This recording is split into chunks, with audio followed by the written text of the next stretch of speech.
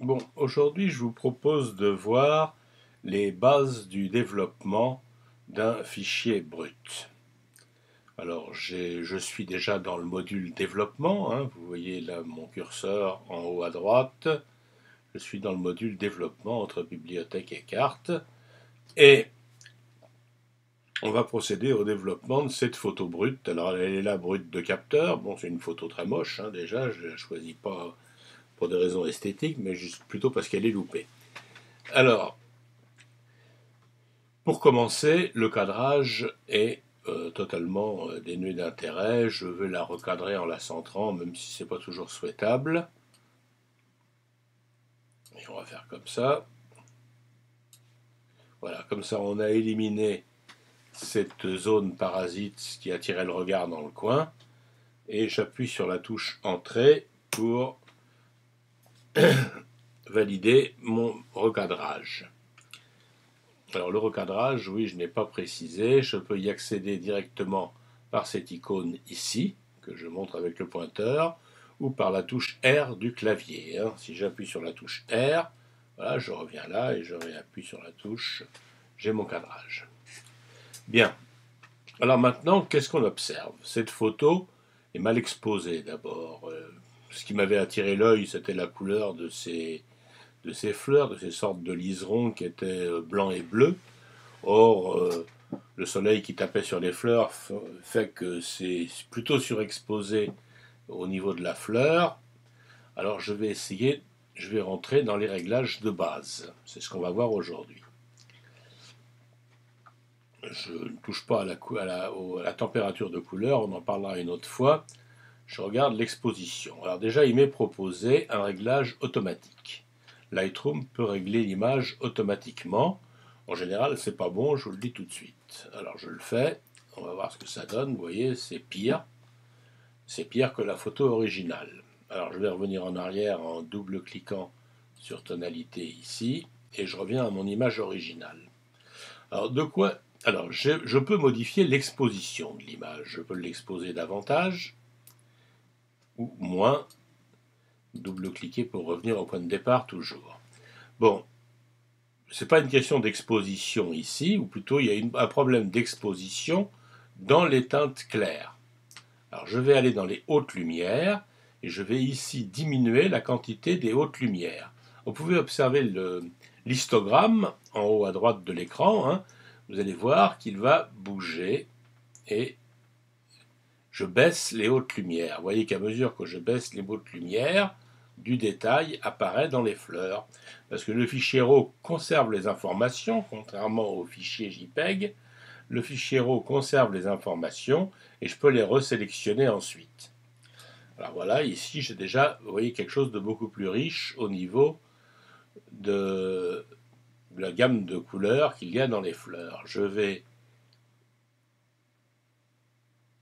travailler un peu les ombres, peut-être augmenter un poil le contraste pour qu'elle ressorte davantage. Oui, on obtient déjà.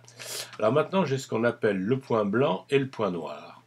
C'est quoi? C'est simplement que mon histogramme, j'ai intérêt à l'occuper sur la plus grande partie de sa longueur, à ne pas laisser des zones vides, comme ici on voit par exemple du côté des blancs. Alors pour le régler, j'ai deux façons. Soit j'appuie sur la touche majuscule et je double-clique sur blanc.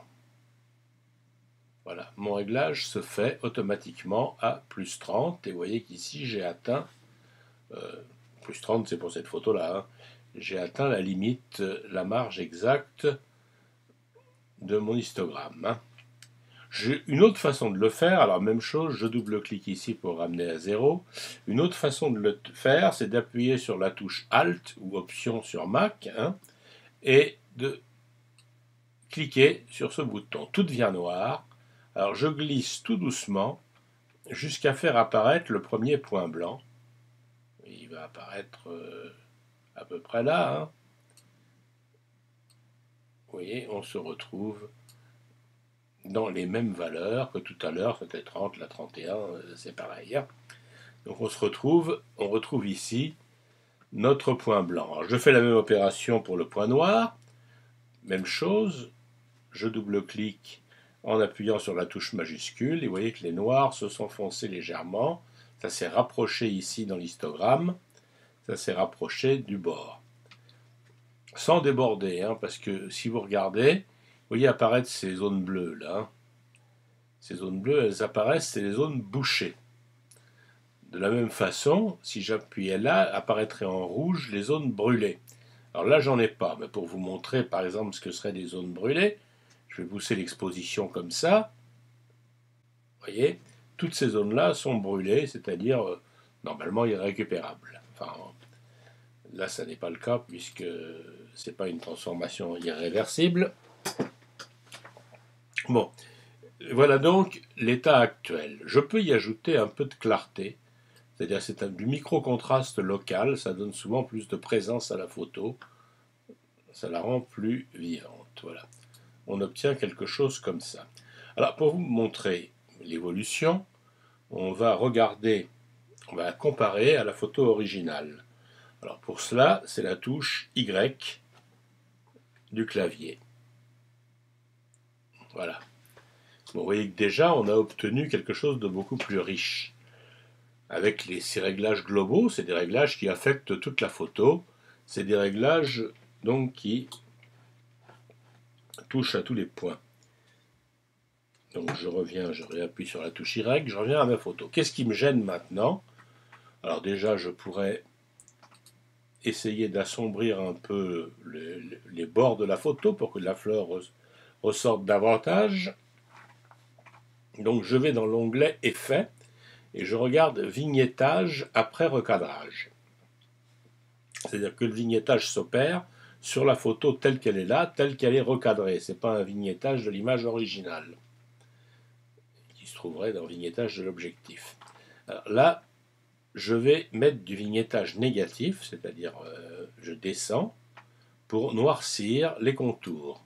Alors je peux jouer sur le milieu, je peux jouer sur la forme d'arrondi, plus ou moins arrondi ou plus ou moins rectangulaire. Je peux jouer aussi sur le contour progressif, c'est-à-dire la progressivité du dégradé. Hein. Et puis je peux essayer de protéger les hautes lumières, mais j'en ai pas besoin ici. Donc je m'en tiens là pour le moment. Encore une fois, un petit coup de Y pour regarder. Vous voyez qu'on a une image qui est un peu plus pétante. Alors maintenant, bon, on va considérer pour aujourd'hui que les réglages globaux, ça suffit.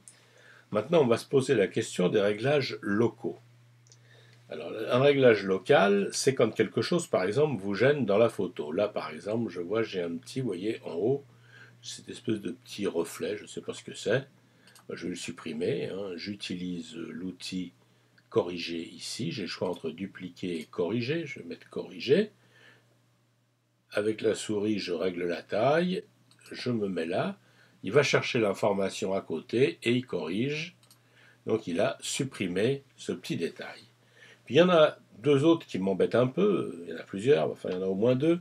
Il y a cette espèce de bouton de fleur qui est là, qui est clair et qui attire le regard. Alors, ça va être plus difficile à supprimer cette fois-ci. Parce qu'on n'est pas dans Photoshop, on est dans Lightroom.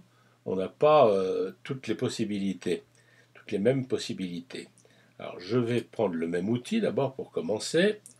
Je glisse sur la souris pour augmenter sa taille. Et je vais choisir, mettons, de corriger cette partie-là. Alors qu'est-ce qu'il va me faire? Il va me faire ça. C'est quand même visible, hein, ça fait un petit peu tache. Alors je vais reprendre mon outil. Je sélectionne cette correction. Et je vais regarder si je peux jouer sur son contour progressif. Je vois que là, je trouve un peu de matière.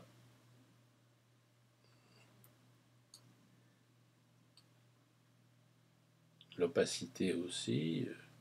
Bon, l'opacité, elle laisse réapparaître la fleur qui était en dessous, ça ne m'intéresse pas. Je ne veux pas qu'elle réapparaisse. Je joue sur le contraste progressif. Je regarde. Bon, c'est déjà visuellement plus acceptable, mais c'est pas parfait parce que vous voyez, on a des bords. On distingue quand même la forme ronde. Alors on va essayer de la travailler au pinceau. On va prendre un pinceau pour éclaircir un peu. et on va essayer. Alors, le pinceau, c'est encore un outil de correction locale. Bon, nouveau pinceau.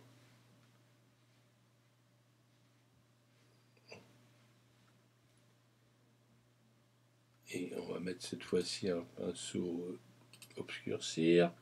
On va le mettre plus petit. On va prendre là.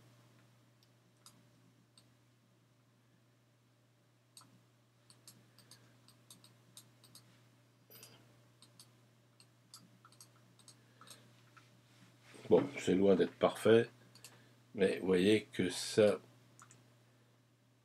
si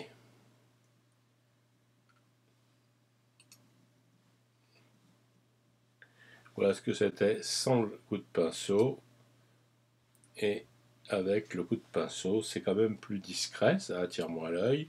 De la même façon, je pourrais retirer ça ou ça. On peut essayer de retirer pour voir ce que ça donne. Alors, je prends. Là, ça va être difficile parce qu'on est au bord de la fleur.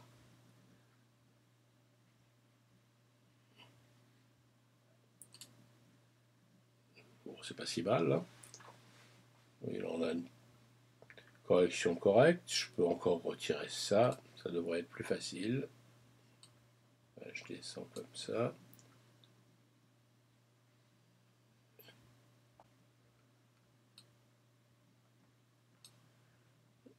Je le déplace là. Qu'est-ce que ça nous fait? Bon, allez, on va dire que c'est acceptable, même s'il y a encore des petites imperfections sur lesquelles il faudrait revenir, comme là.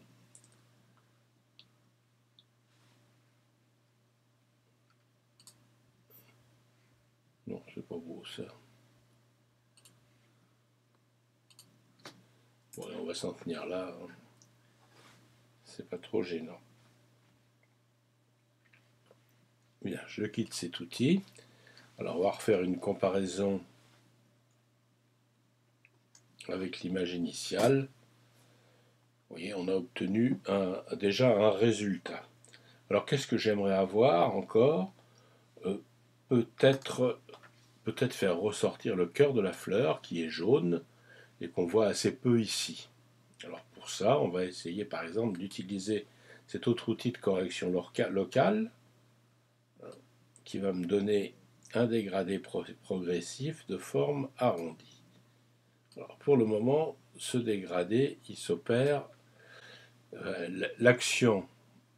Alors qu'est-ce que ça va être? Ça va être saturation. Je vais augmenter la saturation des couleurs, mais là ça s'opère sur l'extérieur du cercle. Donc je veux que ce soit à l'intérieur. Je fais inverser le masque et je vais augmenter la saturation cette fois-ci à l'intérieur. Et peut-être que je vais augmenter aussi un peu la clarté pour...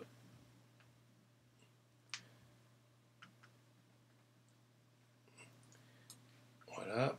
Alors regardons. Voilà, on voit qu'il y a un peu plus. Je vais dupliquer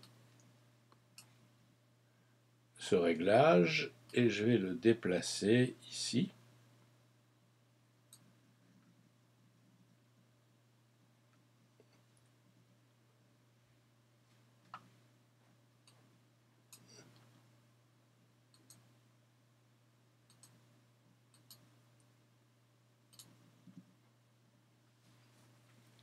Voilà, on obtient donc, on a monté un peu la saturation du jaune au cœur de la fleur.